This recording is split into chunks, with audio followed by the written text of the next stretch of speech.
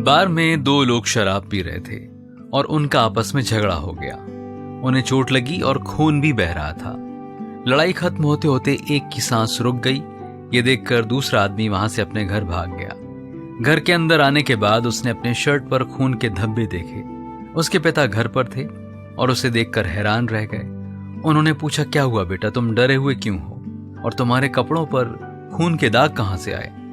बेटे ने कहा, पिताजी मुझे माफ कर दो, मैंने गलती से किसी का कत्ल कर दिया है और भीड़ मेरे पीछे पड़ी है, मुझे बचा लो पिताजी। उसके पिता को पता नहीं था कि वो क्या करें। कुछ देर उन्होंने सोचा और कहा, बेटा तुम अपनी कमीज मुझे दे दो और तुम मेरी कमीज पहन लो, लेकिन ये याद रखना कि शर्ट पर दाग नहीं लगना चाहिए।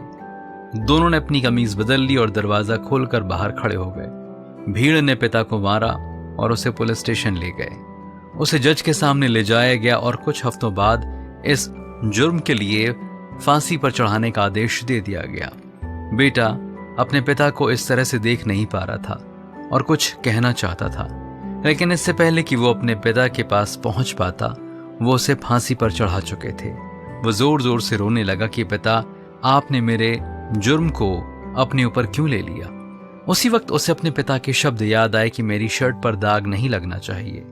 बेटा एक कातिल से एक अच्छा नागरिक बन गया।